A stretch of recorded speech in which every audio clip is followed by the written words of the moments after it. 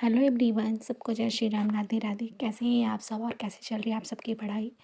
दिन की शुरुआत हुई रोज़ की तरह सुबह के 4 बजे से और बस उठ के सबसे पहले वही अपना किचन के कामों में लग गई थी। किचन के कामों में मतलब कि वही पानी गर्म करके पीना और बेटी को फीड करवाना, क्योंकि उसकी मॉर्निंग आजकल मेडिसिन से ही हो रही है। मैंने कल वाले आप लोगों के को ब्लॉग में ऑलरेडी बता चुकी थी कि उसकी तबीयत अभी मतलब कि ख़राब बहुत ज़्यादा थी, बट धीरे धीरे इम्प्रूव कर रही है। तो थोड़ा सा उसके ऊपर बहुत ज़्यादा जो होता है केयर करना होता है। हर टाइम टू टाइम मेडिसिन, हर 2 घंटे पे उसको फिट करवाना मतलब कि देना।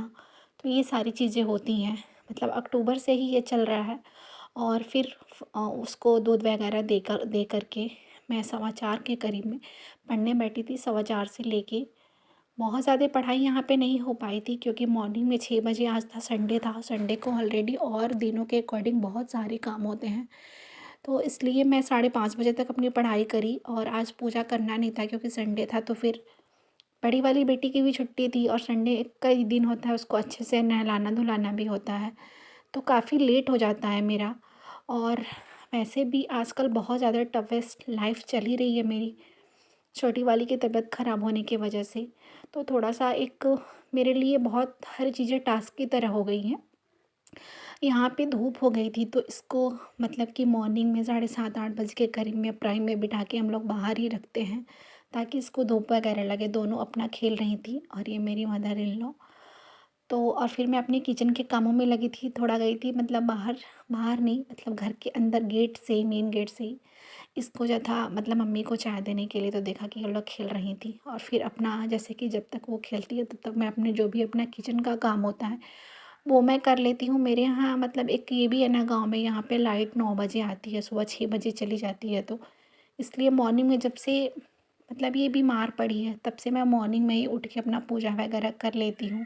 और यही रीज़न था लाइट की वजह से ही, पहले मतलब मॉर्निंग में इसके बीमार होने से पहले पूजा पाठ मैं नहीं मतलब उतना ध्यान नहीं देती थी, सबसे पहले अपनी पढ़ाई ही कर लेती थी।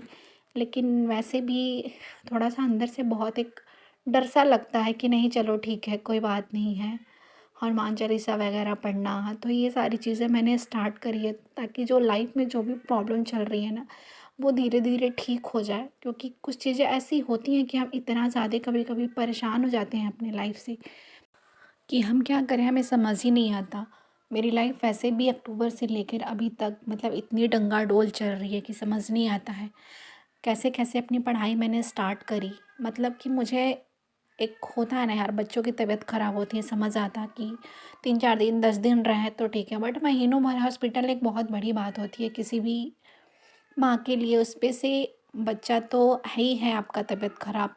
हम सब कहीं ना कहीं इतने ज़्यादा मतलब कि मेंटली और फिज़िकली वीक हो गए थे कि मतलब कि ये लग रहा था कि हम किसी ट्रैप में आके फंस गए हैं हॉस्पिटल में।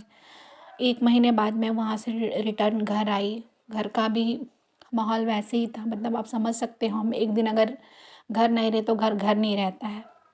तो महीनों तो बहुत बड़ी बात होती है, पूरा घर अस्त व्यस्त। फिर कैसे कैसे सबको अरेंज करके मैंने धीरे धीरे अपनी स्टडी को ट्रैक पे लाया।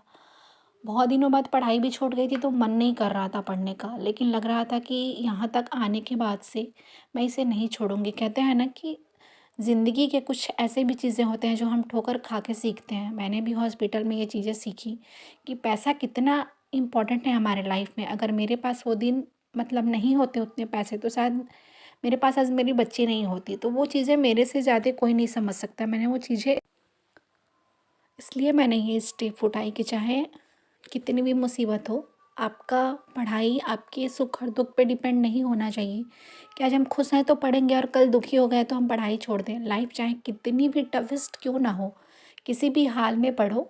अगर मैं इस कंडीशन में पढ़ सकती हूँ तो फिर आप क्यों नहीं।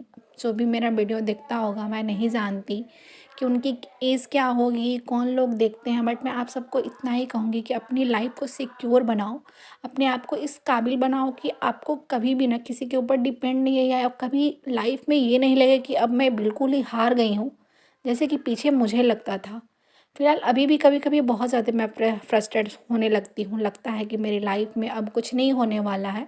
लेकिन फिर भी धीरे धीरे कोशिश करती है। कहते हैं ना कि हमारी छोटी छोटी कोशिश ही हमारे अपने मंजिल के बहुत करीब लेके जाती है। तो फ़िलहाल आज के लिए इतना ही, तब तक के लिए बाय बाय, टेक केयर। बेटी मेरी रो रही है, आप सब अपना ख़्याल रखिए और खूब मन लगा के अपनी पढ़ाई करिए।